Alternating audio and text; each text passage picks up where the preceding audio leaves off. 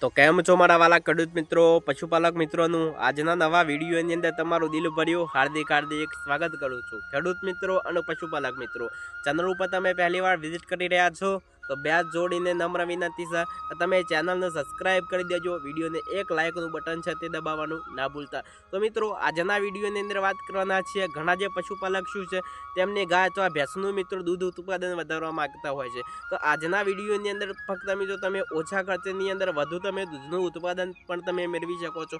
આજના વિડીયોની અંદર મિત્રો તમને એવા રામબાણ ખોરાક તમને બતાવવાનો છું, કારણ કે મિત્રો જો તમારું પશુ તાજું વિવાયેલું છે અને તેનું તમે દૂધ વધારવા માંગો છો તો આ વિડીયો તમે સ્ટાર્ટિંગથી લઈ એન્ડ સુધી તમે પૂરો જોઈ લેશો તો તમને સંપૂર્ણ માહિતી અમને સ્ટેપ બાય આપવાનો છું।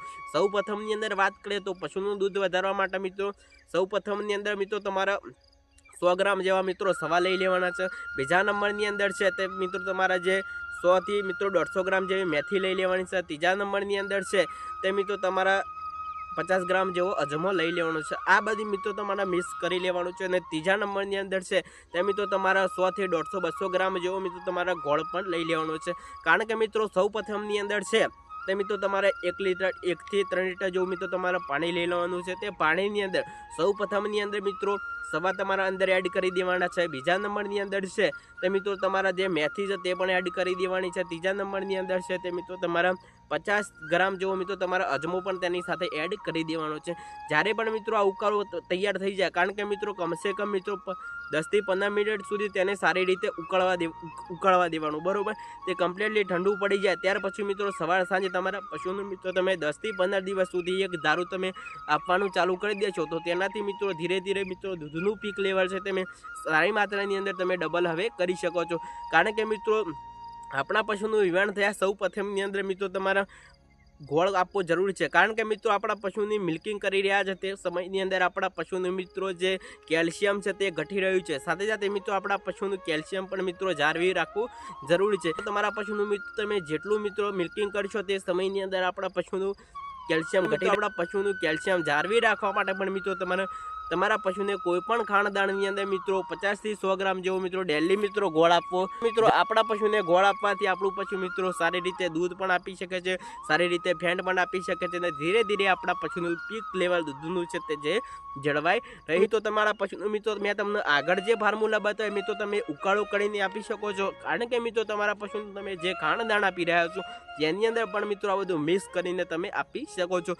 મિત્રો તમે બે રીતે આપી શકો છો, કારણ કે મિત્રો તમારા પશુને મિત્રો તમે ઉકાળો બનાવીને તમે 10 થી 15 દિવસ સુધી તમે આપશો તો તેનાથી પણ મિત્રો તમને સારું રિઝલ્ટ જોવા મળશે। કે મિત્રો હવે બીજો ટેપ તમે સમજી લો, કારણ કે મિત્રો મેથીનો પણ મિત્રો તમારા પાવડર બનાવવો જરૂરી, મિત્રો અજમાનો પણ પાવડર બનાવવો જરૂરી છે, તો ગોળના પણ મિત્રો ઝીણા ટુકડા પણ કરવા જરૂરી છે, કારણ કે મિત્રો સવા પણ મિત્રો તમે કોઈ પણ ખાણદાણની અંદર મિક્સ કરી લેશો તો મિત્રો મેથી અજમો તેનો પાવડર પણ બનાવી અને તે પણ મિત્રો સાથે સાથે મિક્સ કરવો જરૂરી। તો તમે 10 થી 15 દિવસ સુધી તાજા વિવેલા પશુને તમે આપશો તો ધીરે ધીરે તેનું દૂધનું પીક લેવલ તમે સારી માત્રાની અંદર હવે વધારી શકો। મિત્રો જો તમારું પશુ મિત્રો 5 લીટર કે 6 લીટર કે 7 લીટર દૂધ આપતું હોય તો કમસે કમ મિત્રો તમે 2 થી 3 લીટર દૂધનો તમે આસાનીથી તમે વધારો કરી શકો છો, કારણ કે મિત્રો બે તમારા કાળજીઓ રાખવી જરૂરી છે, કારણ કે મિત્રો આપણા પશુનું સારી રીતે મિત્રો ડિવર્મિંગ કરાવવું જરૂરી છે। બીજા નંબરની અંદર શું છે કે આપણા પશુની મિત્રો મેલી એકદમ મિત્રો સાફ થઈ જઈ હશે તો તેનાથી પણ મિત્રો આપણું પશુ દૂધનું પીક લેવલ સારી માત્રાની અંદર પકડી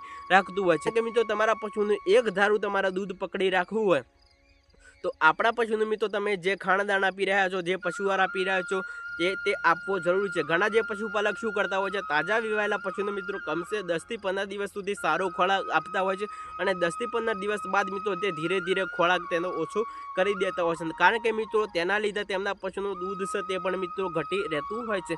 તમારા એક ધારું દૂધ તમારા પશુનું પકડી રાખવા માટે મિત્રો તમારા પશુને સારી રીતે ખોરાક આપવો જરૂરી છે, તમારા પશુને મિત્રો સારી રીતે મિત્રો ખાણદાણ આપવું જરૂરી છે, કારણ કે મિત્રો ઘણા જે પશુપાલક શું કરતા હોય છે કે શિયાળાની અંદર શું છે કે મિત્રો આપણને શિયાળાની અંદર લીલો ચાળો બહુ આપણને મળતો હોય છે।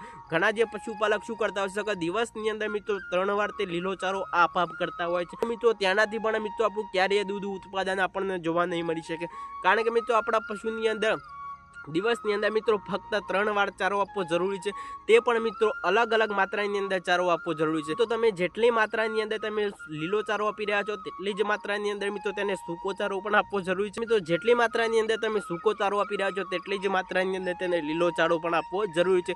અને મિત્રો 50 થી 40% જેવો મિત્રો આપણા પશુને મિત્રો પશુ આહાર પણ આપવો જરૂરી છે. એવું નથી કે મિત્રો તમે લીલો ચારો અને સૂકો ચારો આપશો તો તેનાથી પણ મિત્રો પશુનું આપણું દૂધ પીક લેવલ આગળ વધી શકે છે, તે ખોટી વાત છે. કારણ કે મિત્રો સાથે સાથે તમારા પશુની અંદર છે તે મિત્રો પશુ આહાર આપવો પણ જરૂરી છે, સાથે સાથે મિત્રો લીલો ચારો પણ આપવો જરૂરી છે, સૂકો ચારો પણ આપવો જરૂરી છે.